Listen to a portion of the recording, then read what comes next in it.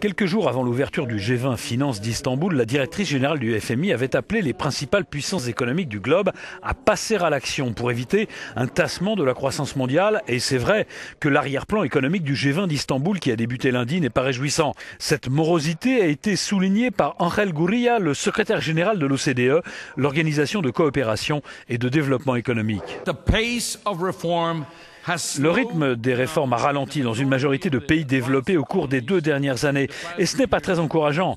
Il y a ce danger d'entrer dans une croissance basse sur le long terme, une croissance assez plate. Et le besoin le plus urgent, a conclu le secrétaire général de l'OCDE, c'est, à l'échelle du G20, de se concentrer sur la mise en place de stratégies nationales de croissance.